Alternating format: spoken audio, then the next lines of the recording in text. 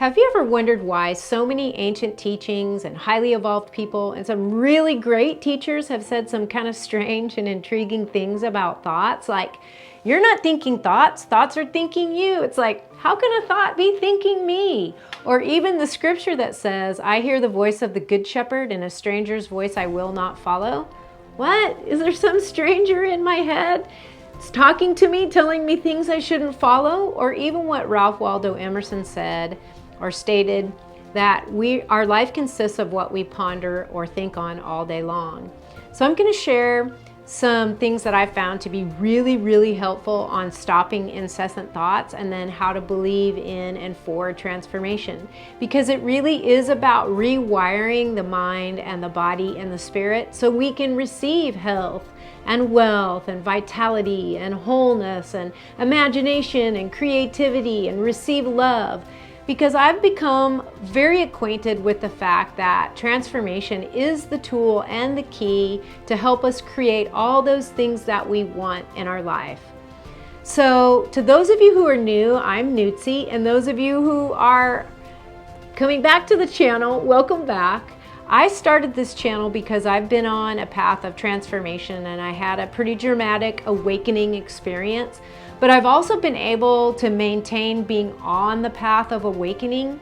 And so I really want to share and encourage people and give them bite-sized pieces of information that you can employ easily in your life so you can be transformed, so you can create the life that you want. So if this resonates with you, or you think it's something that you might be interested in, please go ahead and hit the like and subscribe and the notification bell. And by all means, if you think of someone that you know would benefit from this information, please share it. But let's get right into stopping incessant thinking so we can believe for transformation. We think some 70,000 thoughts a day.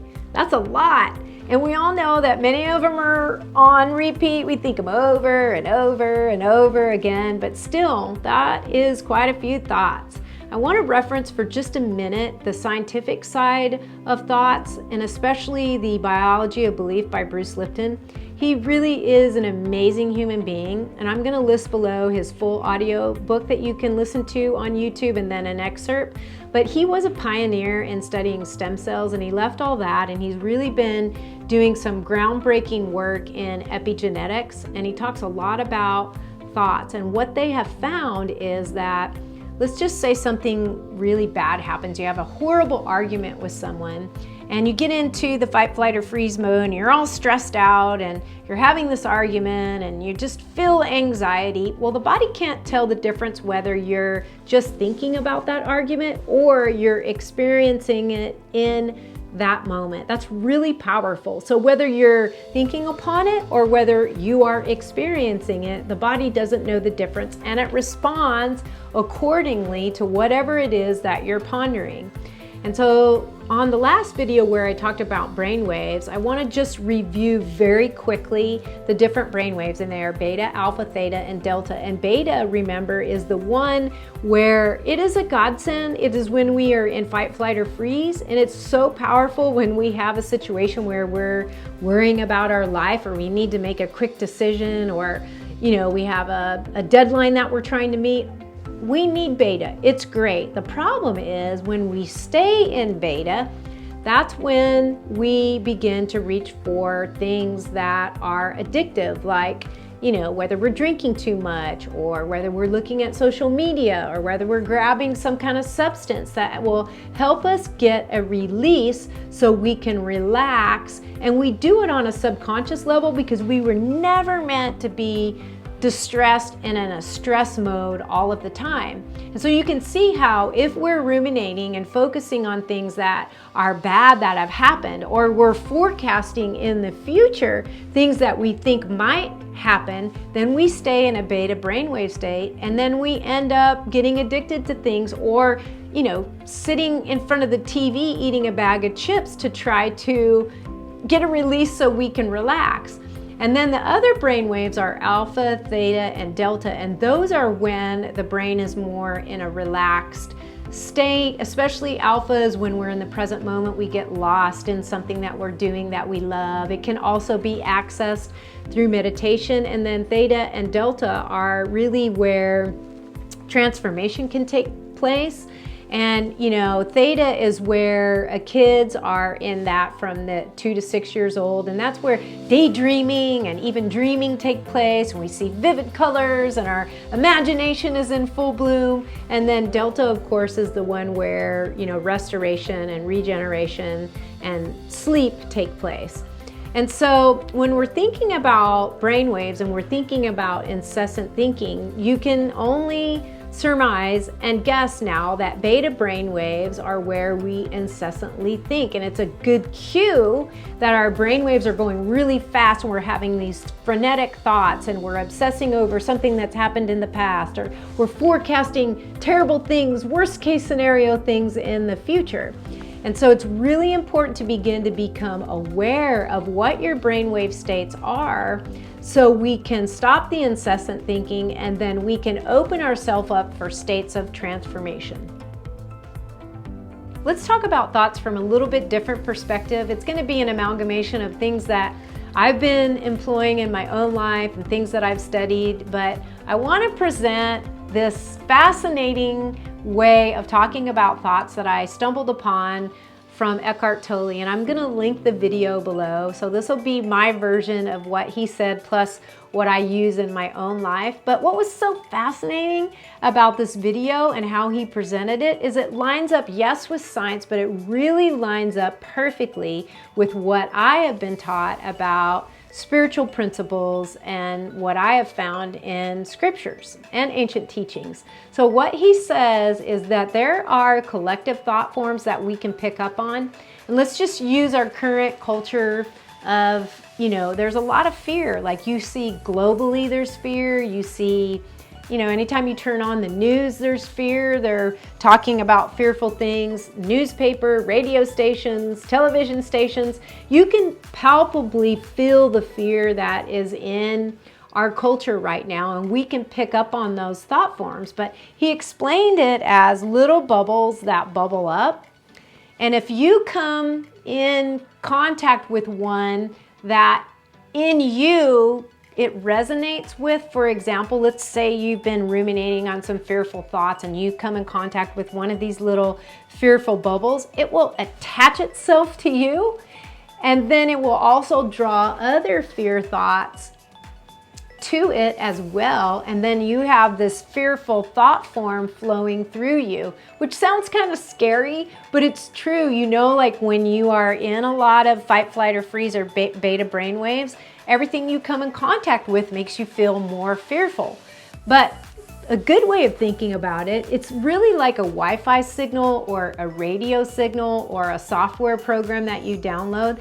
Like, if let's say you're singing a song in the morning and you just love the song and you're singing it at the top of your lungs and you're not really thinking about it, later on during the day you find yourself singing that song again because that song is flowing through you. It's not like possessing you, so to speak, but it's a thought form, or the words or the melody or the radio wavelength of that song is flowing through you and you begin singing it. It's very similar to that. Like we can pick up on those bubbles. And that's why, you know, being aware of our brainwave states is really, really powerful, because if we allow our thoughts to dip down into fight, flight, or freeze mode, then we're just going to attract more of those to us. That's why there's a scripture that says, take no thought, or don't worry about your life. That's why they say your thoughts, you're not thinking thoughts, thoughts are thinking you, because we can pick up on those radio waves or the thought forms of the culture if we're not being aware of what we are ruminating on. And so if we're continually forecasting the worst case scenario, we're just going to draw more information about the worst case scenario.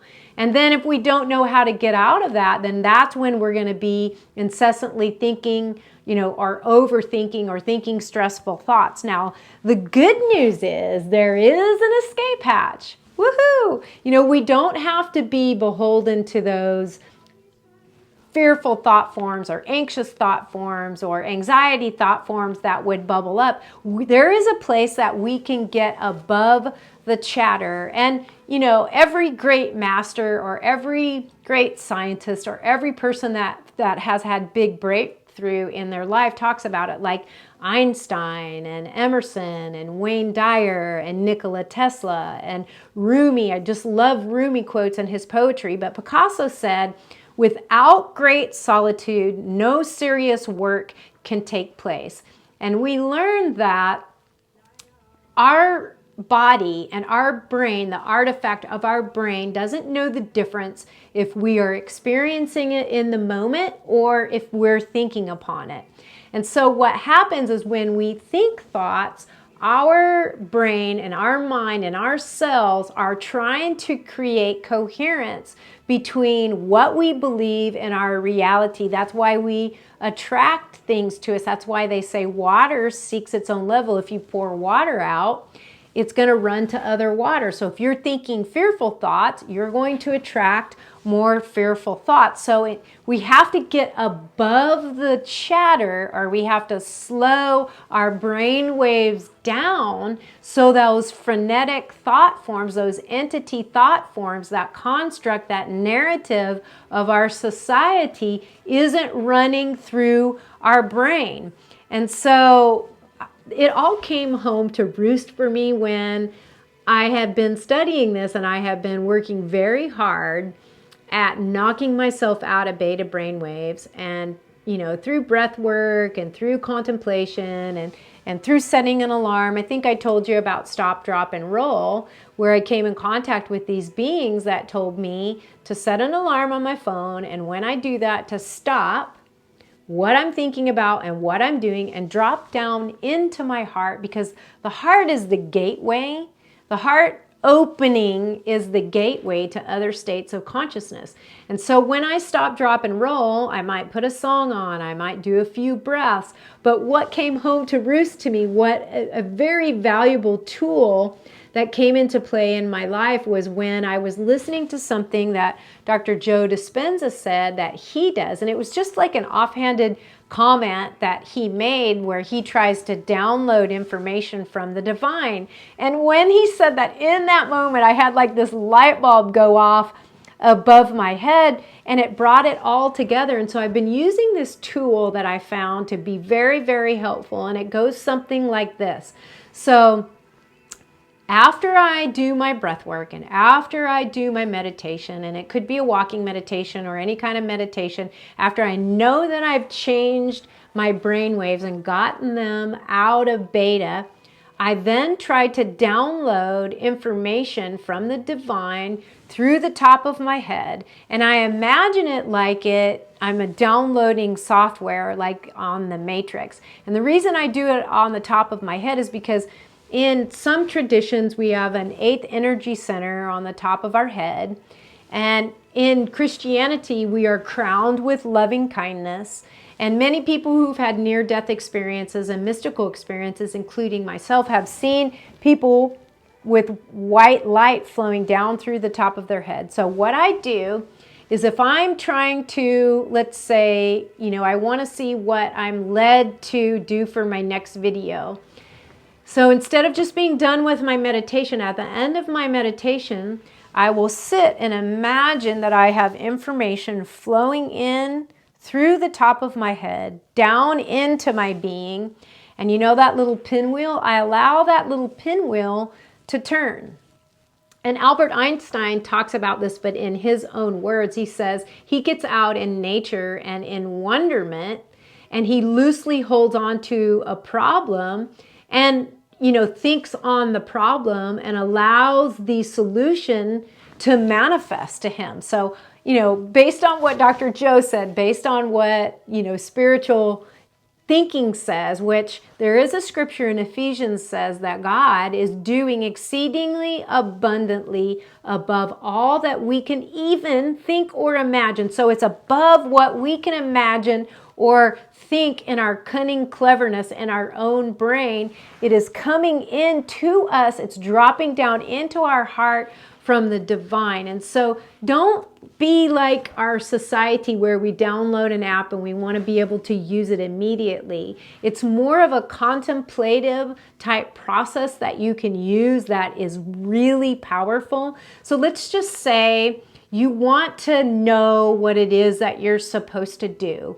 So this would be my suggestion, that after you do your breath work, after you meditate, after you change your brain waves, just take a few moments and hold that thought, like, I want to have love in my life.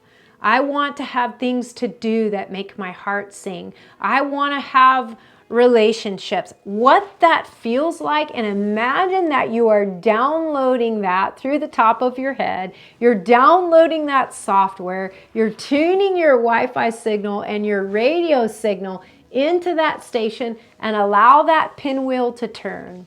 And don't expect the answer to come immediately. Just be contemplative about it. Like, there is a saying about contemplation is taking a long, loving look at something, because love is the thing that opens up our heart. So hold it in your mind or in your heart. Take a long, loving look at it.